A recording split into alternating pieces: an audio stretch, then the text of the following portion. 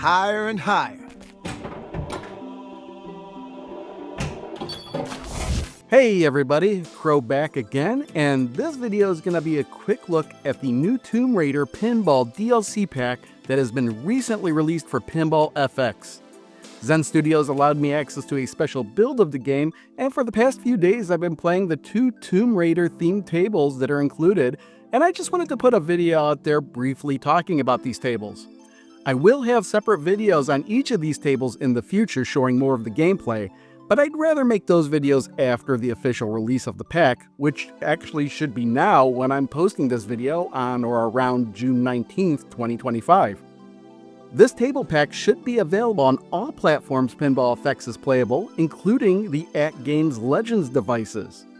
I would mention the price of this DLC pack, but it occurs to me at this moment that I'm making the video that I don't really know. I'd like to guess it'd be around $9.99 on Steam, but that would just be me guessing, and the actual pricing might be different depending on the platform it's purchased for. For me, I primarily play on Steam, so that's what the focus is going to be here. There are 2 tables included in this table pack, and they are The Adventures of Lara Croft and The Secrets of Croft Manor. One table is focused on Lara's actual adventures while tomb raiding, and another is based on her home, which involves her training as well as the hidden secrets you'll find within her home. Before I talk about these tables more, I feel like I should give a little background on my history with the Tomb Raider series. I had bought the first game in the series on a whim at a Toys R Us back in the day when it was brand new, and after playing it for a good week or two, I think I got stuck somewhere in the game or something because I just kind of stopped playing it, and I never returned to the series again until literally just a month or two ago when I started playing the first game again on the Evercade. There are 2 Evercade collections that contain the first 5 Tomb Raider games on PlayStation, but at this point I'm still just about halfway through the first game, though I fully intend on eventually playing through all 5 of those games. My point is that I really don't have a full in-depth knowledge of the Tomb Raider games since I've only made it halfway through the first one. So there's probably some references here or there in the series in these 2 tables that I'm not really going to pick up on. Now I'm going to start with the Adventures of Lara Croft table because, well, that's the first one that I played. And again, this table is focused on Lara being out on her adventures and hunting down ancient artifacts. The thing that kind of threw me off immediately on this table was the ball launch, because it's not plunger based. It's actually a push button launch, so you don't have control over the force of the ball launch. Now, it's not a bad thing, it's just that I think this is the first Zen created table that's done this. I may be wrong on that, but I usually expect plunger-based launches from these types of tables. I guess you'd want the push-button launch on this table anyway, because the skill shot is hitting the right ramp from the upper left flipper just after the ball is launched. Nicely done. Most of the time this shot feeds the ball back to the upper left flipper, which allows you to repeat that shot again and again and again. But after the skill shot, the ball is instead diverted to the regular left flipper, and shooting the globe immediately after the skill shot will award you the super skill shot. Well done. A super skill shot. The globe itself is probably the most important shot in this table because it always has a purpose regardless of what's going on in the game. If you fail the super skill shot, shooting the globe 3 times will allow you to start a game mode. But if you do get the super skill shot, you can start a game mode immediately. I really like this incentive, and it's not at all difficult to do once you get the hang of it. Most of the game modes will have you collecting artifacts one way or another, but the really odd thing is that you could choose to light a ball lock instead of starting a mode. And then you're given a really limited amount of time to actually lock the ball. And you do have to do this 3 times to start multi-ball. I don't think I really like this because odds are is that I'm always going to choose a game mode, and I'll more than likely never make any progress on multi-ball in most of the games that I play. How delightful. Multi-ball. Now all the modes are timed, but if you think you're going to run out of time before you can complete a mode, you could always shoot the globe and you'll get more time added to the timer, and I wish that's something that more tables would let you do. It's very useful too because the globe shot is probably the easiest one to make on the table. Now, I'm not going to go into any more details about the specific modes, but before I move on, I do want to talk about the unique features on this table. You may have noticed that several shots have pitfalls that open and close during the gameplay. What this means is that for those particular shots, not only does your aim have to be accurate, but your timing has to be as well. Because even though you may make a shot that you're aiming for, it won't be successful if the ball falls into a pit while it's open. One thing that really stood out for me on this table was the tilt field. Basically, the ball will travel down a path and you'll need to tilt the field left and right so the ball avoids the holes. And the reason this really stood out for me is because it's the exact type of thing that was in the Williams Indiana Jones The Pinball Adventure table. And you know that Tomb Raider had to be a little bit more than inspired by Indiana Jones to begin with. And I think this tilt field element taken from the Indiana Jones table is kind of an acknowledgement of that. Last thing I need to mention in this table is what's called the Attack Mini Playfield.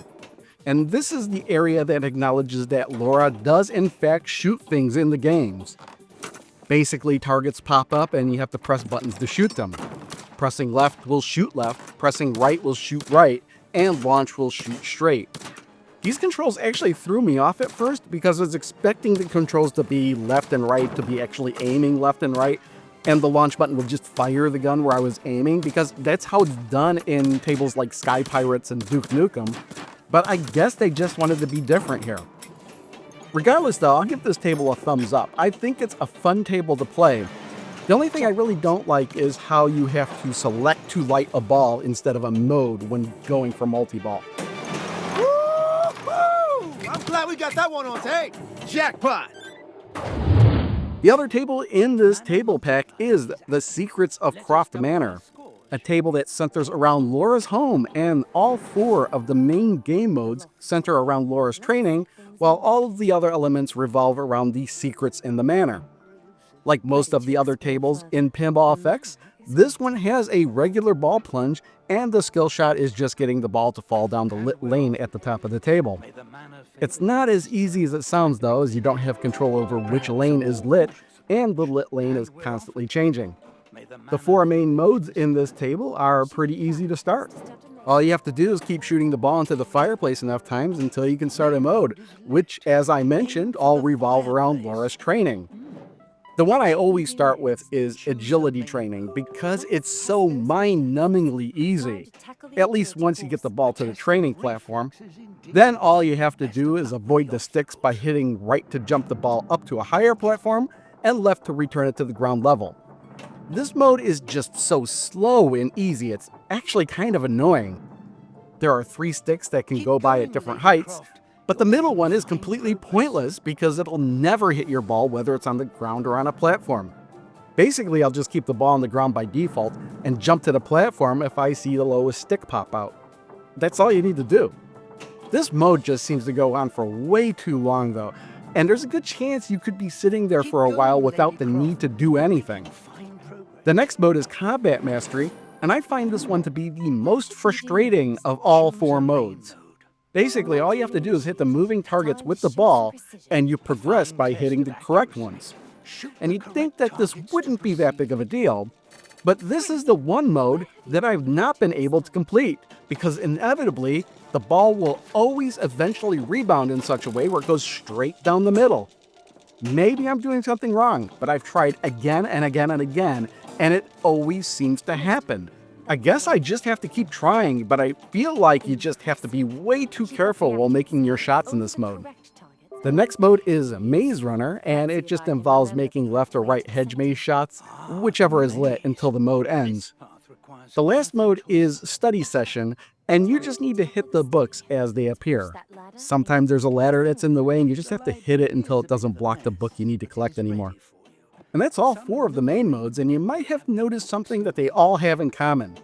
And it's that they all involve aiming for the center area of the playfield where the fireplace is located. It's just kind of weird that all 4 of the main modes don't involve anything having to do with the rest of the table. Instead of going for the main modes, it might be more interesting to go for multi-ball. And there are actually 2 multi-ball modes that are easy to get started, with one being incredibly easy to start over and over again. The harder of the 2 is Midnight Multi-Ball, and it just involves hitting the left ramp several times until a ball is locked in the grandfather clock. Just do this 3 times and you get your multi-ball.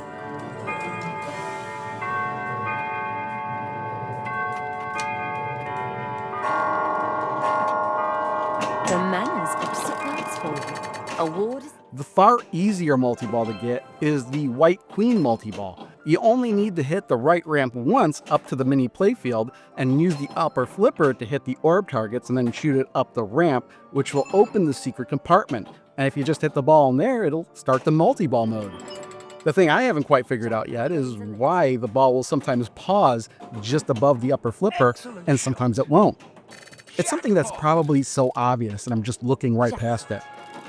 Just a couple other things I wanted to point out on this table are the suit of armor that will slide back if you hit it enough times, allowing for a random award or an extra ball.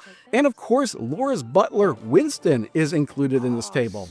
You can summon him by hitting the spinner enough times to activate a mode where you can start searching for him, and if you find him, his target will pop up and move across the playfield.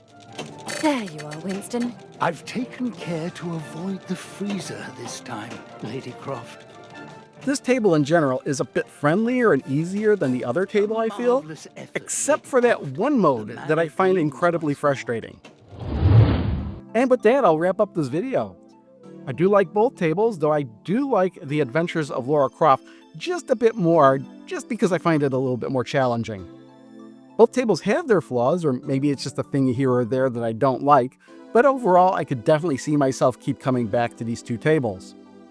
Thanks for watching. I'll be back with gameplay videos for each of these tables. See you then.